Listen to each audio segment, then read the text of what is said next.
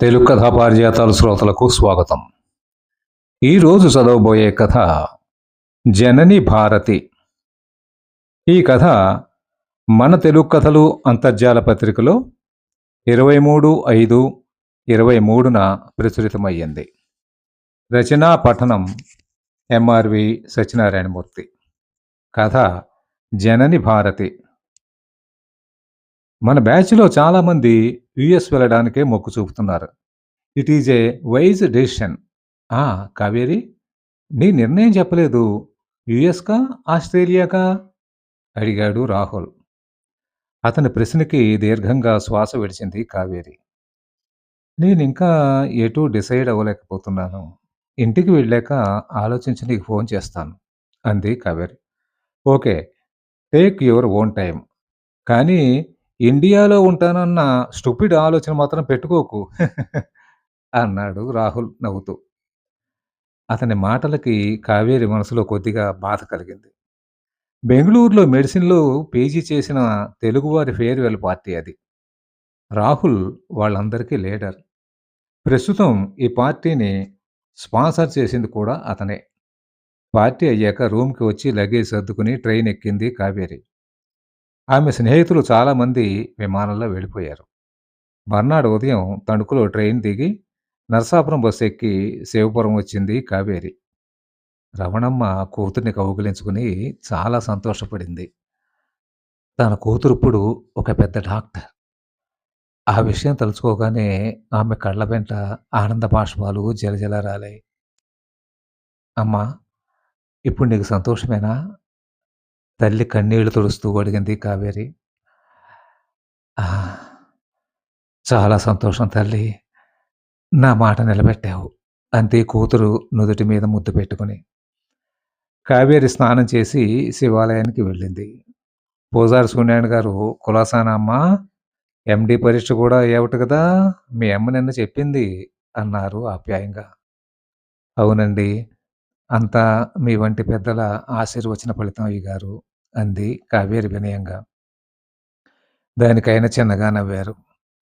ఆ శివయ్య అనుగ్రహం, మా ఆశీస్సులు నీకెప్పుడూ ఉంటాయి తల్లి. మీ నాన్న నీ చిన్నతనంలో చనిపోయినా కృంగిపోకుండా ధైర్యంగా పరిస్థితులను ఎదుర్కొని నిన్ను కష్టపడి చదివించింది మీ అమ్మ.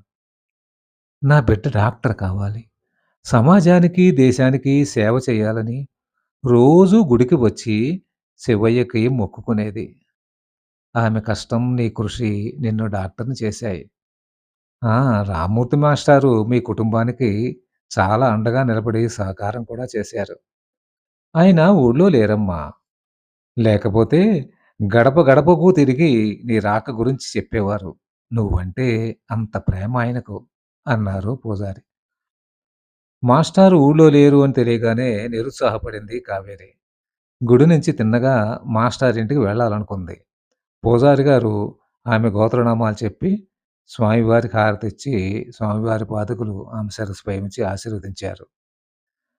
అమ్మవారిని కూడా దర్శించుకుని ఇంటికి వచ్చింది కావేరి. రమణమ్మ టిఫిన్ తెచ్చి కూతురికిచ్చి ఊళ్ళో వాళ్ళ గురించి, కావేరి స్నేహితుల గురించి ఆమెకు కబుర్లు చెబుతోంది. టిఫిన్ తింటూ తల్లికేసి చూస్తోంది కావేరి. తన కోసం ఎంత కష్టపడింది. తన 6వ ఏట అనారోగ్యంతో తండ్రి చనిపోయాడు. ఉండటానికి పూరిపాక తప్ప ఏమీ లేదు. అయినా అధైర్యపడలేదు. వ్యవసాయ కూలీగా మారి ఎండనక వాననక శ్రమించింది. కూలి పని ఉందంటే ఎంత దూరమైనా నడిచి వెళ్ళేది. తిరిగి నడిచి వచ్చేది. బస్సు ఎక్కేది కాదు. పని లేనప్పుడు తనకు అన్నం పెట్టి ఆమె పస్తులు ఉండేది. తన భవిష్యత్తు కోసం ఆమె రక్తాన్ని ధారపోసి తనని పెంచింది. ఆమె రుణం ఎలా తీర్చుకోవాలి అన్న భావన రాగానే కావేరి కళ్ళల్లో సన్నని కన్నీటి పొర కదలాడింది. అది చూడగానే రవణమ్మ విలవిలలాడిపోయింది. ఉప్మా కారంగా ఉందా బిడ్డా? కొంచెం పంచదార తెస్తానుండు అని లేవబోయిన రమణన్నని చేయి పట్టుకుని ఆపింది కావేరి. అమ్మా, నువ్వు చేసిన ఉప్మా కమ్మగా ఉండక కారంగా ఎందుకుంటుంది? ఏదో గుర్తుకు వచ్చిందమ్మా అంది కళ్ళు తుడుచుకుంటూ కావేరి. ఈలోగా సెల్ ఫోన్ మోగింది. టిఫిన్ గబగబా తిని ఫోన్ మాట్లాడింది. అది రాహుల్ నుండి వచ్చిన ఫోను. ఆ! కావేరి, జాగ్రత్తగా చేరావుగా? స్టేట్స్ నుంచి మా అంకుల్ ఫోను చేశారు. త్వరగా వీసాకు అప్లై చేసుకోమని. ఆయన చికాగోలో పెద్ద హాస్పిటల్‌లో డాక్టర్‌గా పనిచేస్తున్నారు. మన వాళ్ళందరూ 4 రోజుల్లో వీసాకి అప్లై చేస్తున్నారు. నువ్వు కూడా అప్పటికి హైదరాబాద్ వస్తే అందరం ఆ పనిలో ఉందాం. ఏమంటావు? గబగబా మాట్లాడాడు రాహుల్. అతను ఎప్పుడూ అంతే. చాలా స్పీడ్‌గా ఉంటాడు ప్రతి విషయంలో. హెల్పింగ్ నేచర్ ఉన్న మనిషి. ఆలోచిస్తోంది కావేరి. హలో కావేరి, ఏమిటి మాట్లాడవు? అడిగాడు రాహుల్. "అహా! ఏం లేదు. ఏదో ఆలోచిస్తున్నాను" అంది కావేరి. "No, no, no. నువ్వు వేరే ఆలోచన పెట్టుకోకు. నువ్వు కూడా హైదరాబాద్ వస్తున్నావు. అంతే" అని ఫోన్ కట్ చేశాడు రాహుల్. అతని మాటలకు చిన్నగా నవ్వుకొని టిఫిన్ ప్లేట్లు సింక్‌లో పడేసి చేతులు కడుక్కొని వచ్చింది కావేరి. ప్రస్తుతం రమణమ్మ ప్రభుత్వం వారు బలహీన వర్గాలకు కట్టించిన చిన్న డాబాలో ఉంటోంది. రామ్మూర్తి మేస్టారు, సర్పంచి చంద్రమౌళేశ్వరరెడ్డి మరికొంతమంది సాయం చేయడంతో డాబాని సౌకర్యంగా మలుచుకుంది రమణమ్మ. ఆ రోజంతా ఇరుగు పొరుగు వారు, చిన్ననాటి స్నేహితులు వచ్చి పలకరించడంతో బిజీగా ఉంది కావేరి. మర్నాడు ఉదయం రామ్మూర్తి మాస్టారు వచ్చారని తెలియగానే గబగబా బయలుదేరి మాస్టారింటికి వెళ్ళింది కావేరి. మాస్టారు హాల్‌లో కూర్చొని పేపర్ చదువుకుంటున్నారు. "నమస్కారం మాస్టారు" అంటూ లోపలికి వెళ్ళి ఆయన పాదాలకు నమస్కరించింది కావేరి. "దీర్ఘాయుష్మాన్ భవ" అని ఆశీర్వదించి, "కూర్చో తల్లి" అని కుర్చీ చూపించారు మాస్టారు కళ్ళ నిండా ఆనందం నింపుకొని. "చాలా సంతోషం కావేరి. మన శివపురంలో ఎండీ చదువుకున్న తొలి మహిళవు నువ్వే" అన్నారు మాస్టారు. "ఇదంతా మీ సహకారమే మేస్టారు. ఆ రోజు నన్ను గుంటూరు తీసుకెళ్ళి మెడికల్ కాలేజీలో చేర్చిన సంఘటన ఎప్పుడూ నా కళ్ళ ముందు కదలాడుతూనే ఉంటుంది. నెల నెలా వచ్చి నా మంచి చెడ్డలు చూసి వెళ్ళేవారు. మీ ఆర్థిక సహకారంతో, స్కాలర్‌షిప్‌తో నేను ఎంబీబీఎస్ చదివాను.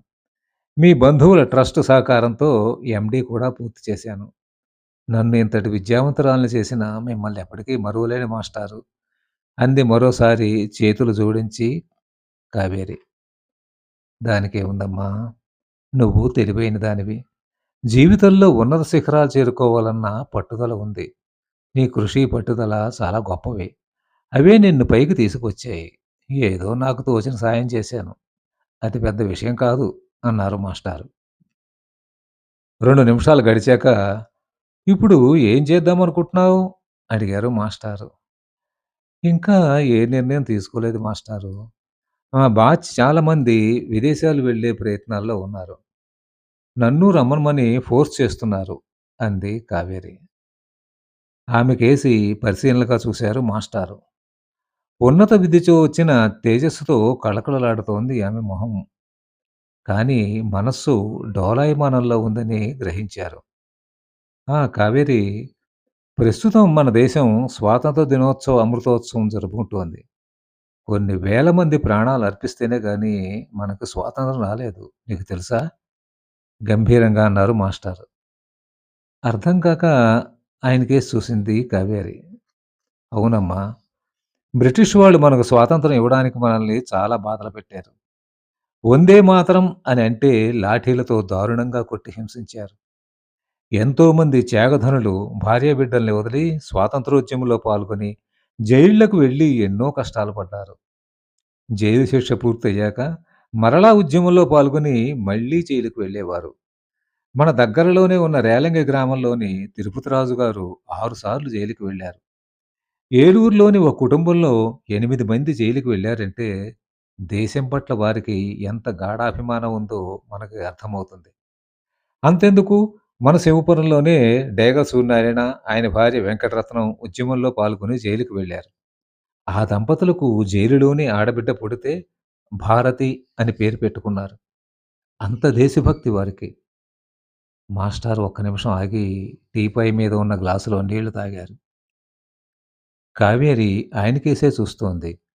కొద్ది క్షణాలు గడిచాక మాస్టారు మరలా చెప్పసాగారు. జైలుకెళ్ళిన వారికి ఏమైనా సౌకర్యాలు ఉండేవా? హుహు. ఏమీ ఉండేవి కావు. చీకటి గుయ్యారాల వంటి గదులు, దోమలు, దుర్వాసనతో ఉండేవి. ఉద్యమంలో పాల్గొన్న ఖైదీలకి తగినంత భోజనం కూడా పెట్టేవారు కాదు. పాపం వారు ఆకలితో అల్లాడిపోయి, ఆ తర్వాత ఆ పరిస్థితికి అలవాటు పడేవారు. దుస్తులు కూడా ఒక బనీను, ఒక మట్టలాగు, ఒక గోచి ఇచ్చేవారు. గోచి పెట్టుకుని స్నానం చేసి, బట్టలు ఉతుక్కుని, అవి ఎండలో ఆరాక వాటిని కట్టుకునేవారు. ఇవన్నీ నాకు ఎలా తెలుసనుకుంటున్నావా? మా నాన్నగారు స్వాతంత్రోద్యమంలో పాల్గొని జైలుకి వెళ్లి వచ్చారు. ఆయన చెప్పేవారు ఈ సంగతులన్నీ. అలా కొన్ని లక్షల మంది జైలుకి వెళ్లి ఎన్నో కష్టాలు అనుభవించి తమ దేశభక్తిని చాటుకున్నారు. ఎంతో కష్టపడి సంపాదించుకున్న స్వాతంత్రానికి విలువ లేకుండా చేస్తున్నారు కొంతమంది. మనల్ని ఎంతో హింసించి, మన వారి ప్రాణాల్ని హరించడమే గాక, మన అపార సంపదని వారి దేశానికి తరలించుకుపోయిన బ్రిటిష్ వారిని ఇంకా మెచ్చుకుంటున్న వారిని చూస్తే నాకు చాలా బాధ కలుగుతోందమ్మా. మనిషి స్వార్థపరుడై, తాను తన కుటుంబం బాగుంటే చాలునని ధన సంపాదనే ధ్యేయంగా ప్రవర్తిస్తున్నాడు. డబ్బు శాశ్వతం కాదు తల్లి. మన సమాజం, మన దేశం బాగుండాలన్న భావనలు అందరిలో బలంగా నాటుకున్న నాడే మన దేశం బాగుంటుంది అన్నారు మాస్టారు. హ్మ్. బాగుంది వరస. కావేరి పరీక్ష పాసయిందని అని చెప్పడానికొస్తే, మీ ఉపన్యాసంతో హడలగొట్టేస్తున్నారు. కాఫీ తాగండి ఇద్దరూ అంటూ ఇద్దరికీ కాఫీ ఇచ్చారు మాస్టారి భార్య రాజ్యలక్ష్మి.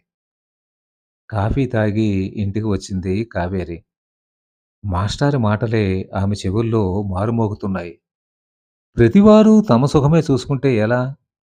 మనం ఈరోజు ఇలా సుఖంగా ఉన్నామంటే కారణం స్వాతంత్ర సమరయోధులు, మన సరిహద్దుల్లో కాపలా కాస్తున్న సిపాయిలు. మన ఎదుగుదల చూడలేక మన పొరుగు దేశాలు నిరంతరం మనల్ని ఇబ్బంది పెడుతూనే ఉన్నాయి. తాను అనుకున్నది ఒకటి, విదేశాలకు వెళ్ళి బాగా డబ్బు సంపాదించాలి. తర్వాత ఇండియా వచ్చి పేదలకి వైద్య సహాయం అందించాలని. కానీ దానికి చాలా సంవత్సరాలు పడుతుంది. కానీ ఇప్పుడు దేశం కోసం తను ఏం చెయ్యాలి? ఆలోచిస్తూనే ఉంది కావేరి. జైలులో నానా కష్టాలు పడుతున్న సమరయోధుల రూపాలు ఆమె కళ్ళ ముందు కదలాడుతున్నాయి. ఏం ఆశించి ఆ మహానుభావులు అంత త్యాగం చేశారు? కేవలం దేశభక్తి. అవును. దేశం బాగుండాలి అన్న లక్ష్యం కోసమే వారు జీవించారు అన్న నిజం ఆమెకి అవగతమైంది. తెల్లవార్లు ఆలోచించి చివరికి ఒక నిర్ణయానికి వచ్చింది కావేరి. మర్నాడు ఉదయమే భారత రక్షణ శాఖ ప్రధాన కార్యదర్శికి ఉత్తరం రాసింది. సరిహద్దుల్లో ఉన్న సైనికులకి వైద్య సేవలు అందించడానికి అవకాశం ఇమ్మని. ఇప్పుడు ఆమె మనసు ప్రశాంత గోదావరిలా హాయిగా ఉంది. కథ సమాప్తం. కథ నచ్చితే లైక్ చేయండి, షేర్ చేయండి, సబ్స్క్రైబ్ చేయండి. ధన్యవాదాలు.